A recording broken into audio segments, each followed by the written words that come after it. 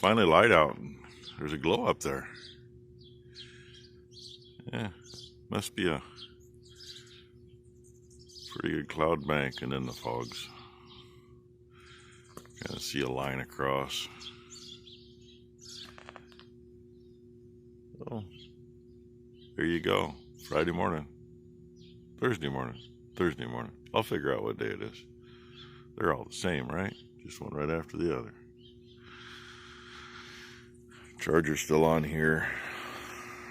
I prefer, if I got an Optima that's low, to put a 10 amp charger on it, but this big charger with a booster on it does not have 10 amp and 12 volt. Only 2 amps, so it's still charging. Hopefully that battery's gonna come up and stay up. It wasn't clear dead. Years ago, the Optima distributor that was in the area, they sold, well, they had all the warranty work for every store. We used to have G.I. Joes, which sold a lot of them, and Weimart that sold a lot of them. And if somebody grabbed the wrong one because the posts were at the wrong ends or whatever, if they came back to the store, well, the store couldn't sell them as new, so they went back as warranty, and they'd check them out, turn around and peddle them as seconds. That's how we got started buying them. And back then, we were buying seconds for 20 bucks. So it was kind of a no-brainer to go to Optimas when a decent battery, decent wet battery was, you know, damn near twice that. So that's how we got into the Optimas. Oh, let me see, now that it's wet in here this morning, only slightly damp, right? It still smells like that stuff I sprayed in there, so I'm going to say that's a good thing, because it's been literally a full day. And, you know, I mean, before dark last night, the dew set, so it's been wet all night. Had time to wash off if it was going to. So anyway, I think I'm going to see if I can find a hunk of board long enough to stick between the booms so they can't pinch in any more than they are. Keep them from hitting the cab when I pull them off. And probably going to rig that up on the John Deere. It's got the most reach. The bale spear's a little wider than I can get the pallet forks on the skid steer. You know, not as convenient for moving around, but and not as close to see what I'm doing either, but it's set higher so you can see better in that respect. And try to get it where it's not bound up and get some bolts out. Oh, I still got to get that cable mount off the other fender yet. I was going to try to get Ron to do that yesterday, and that didn't happen. Time we got done crawling around and messing around, and I was just happy we got this little girl running. And I really didn't find any one thing wrong. I mean, we checked the cap. The cap's still like new. It hasn't been, you know, doesn't have that many hours on it. For some reason, one screw on the cap was loose. The closest screw. Hey, you can see it on there. I can't see that in real life. That screw in the middle of the screen wasn't down tight. I mean, could that make a difference? Well, it shouldn't, but maybe. Check the points. Yeah, we had Sparky at the points.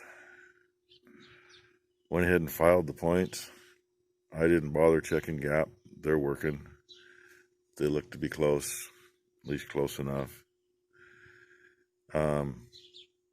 Last thing I did was crack the fuel line at the carburetor and had Ron turn the switch on, and this has got electric pump on it. I like those. When it shot fuel clear out, almost past the tire on the other side, okay, we got fuel, not a problem. Now, just in case there's a chunk of junk in the jet or something in the needle valve, I did some tapping since I had the wrench in my hand. I tapped around on the bowl. And literally, Ron hit the switch. I heard him work the throttle just a little bit, and it spun over, I don't know, 10 seconds and tried to fire. So I'm guessing that it might have been something in the carburetor. But, you know, as you saw in yesterday's video, she purrs like a kitten. The only thing this thing's always has had is kind of a dead spot when you go to start moving. You got to play with the throttle a little bit to get past the dead spot. It's always had it, even before we swapped carburetors. And this has a carburetor off of, I want to say like a 62 Nova, little 2-barrel Chevy. What it come off of. It does not have the original. I believe it was a Holly carburetor. I could show you that. Roosty 6 mentioned something about his little straight 6 internationals. He's got a couple of them. See if you can see. Yeah, kind of. There's a plate on the bottom. That's just an adapter. But if we get far enough to get that out, I think we're going to give that engine a paint job too. Finish getting it cleaned up. And, you know, she's always had some CPs. One of them is the oil pressure line. It's got a plastic one. It's got a crack in it. Or it did. I think I reset it, but I don't remember. Yeah, down there in the middle of the screen. I think I reset that, but yeah, it's been a few years ago. Not overly fond of the canister filter, but that's what it's got. I don't know if they make an adapter. I might be able to make one. We'll see how it looks underneath to get that far. But it works, and for the hours that get on these things, you know, we're not changing oil all the time. What else? That's probably, excuse me, that's probably about it, I guess. Oh, and I was thinking about using that master cylinder, the clutch cylinder. But for some reason it goes dry sitting once in a while, and you know, that can happen and still not have any obvious leakies. Yeah, can't see it now. Yeah, you can kind of. Middle of the screen up there, the firewall looks little. Yeah, because it was dripping the other day. I was playing with it, hoping there's still some fluid in there so I can actually fire it up and drive it around a little bit. And I'll give it one last ride, right? So, kind of a bittersweet, because I got a lot of hours on this machine. We used to have the original set of booms were mounted on the same frame as the tank. And we used to switch back and forth and put a fertilizer spreader on this. Did that for, I don't know, probably 10, 15 years. And back then I did all the spraying and all the fertilizing. Kind of like it's back to now. You know, things come full circle, I guess. So, that's not the original seat that was in there. Actually, it is too. It's the first seat we put in there, I guess. It's been recushioned since then. The original one wasn't as nice, but that's way too much video for today, huh? And our sunrise is gone. Oh well. It's been a wonderful day. It rained, it finally quit. I think I got this rig good enough. Strap around there over the fork, tied back with a chain so it can't come off the fork on both sides.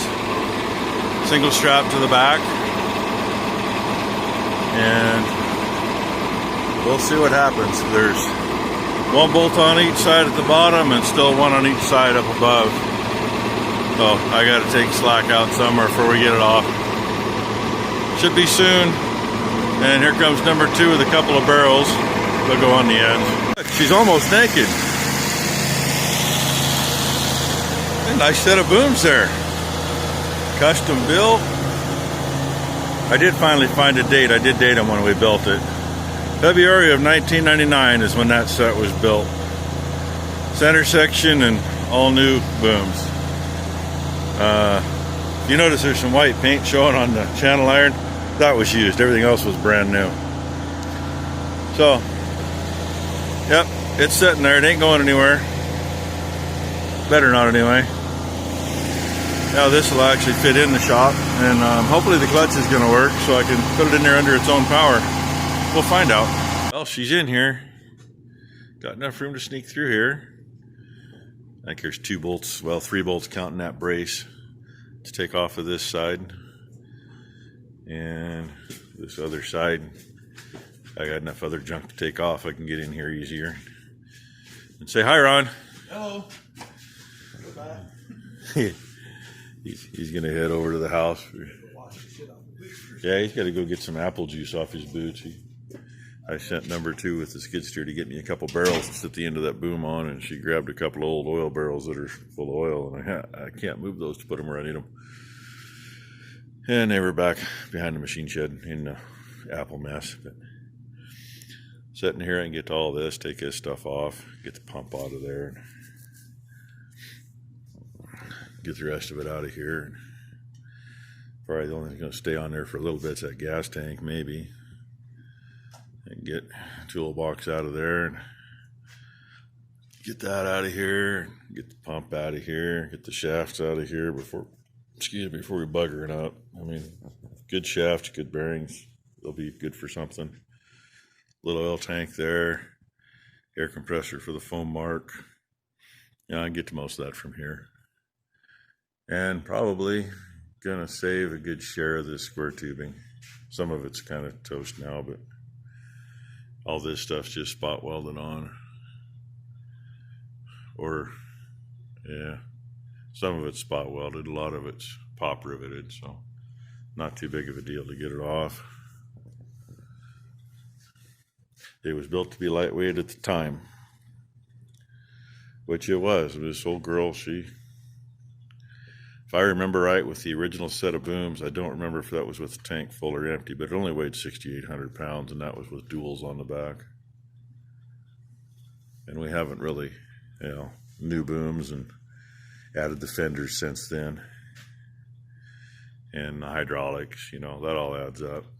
I mean, hell, there's probably 300 pounds of hydraulic hose hanging on that boom right now. So tomorrow, give me a chance to decipher how to take some of this apart without ruining things, and figure it out, figure how that's going to set up on that other frame. And I know I got to block it up. I think I showed it before. That valve right there is on the line out of the tank, and if this thing sits right down on the frame on that other buggy, the T out of the tank is going to set right down on top of either on top of the cross member or on top of the differential. I'll walk you around there. We'll see. And I'll show you the tank fill too. Squeeze my belly in to get through here. Because, that's going to be probably about the center of the screen. So right in there. And there's our tank fill, which shouldn't be any issue on the new buggy. A little dark, I know, but there's the valve, and line goes right through there. And underneath to a T, this line goes straight in, and then the tank to the pump line is straight off the other end of the T, and the T just goes into the tank. So, and where this thing is kept inside, I don't plan on taking this apart and replacing boards again. We did that a long time ago. They're all still solid, not like they can go anywhere anyway. So that's what that part is, and this is all bolted on the foam mark tank, so that's not too bad to deal with. Figure out where to put it. Lots of figuring out where to put. That's going to be the fun part. And yeah, those tires and these tires are almost the same height, so I know I'm going to have to block up a little bit. Let's say the tank's got to get blocked off the frame anyway. That should make room for the others.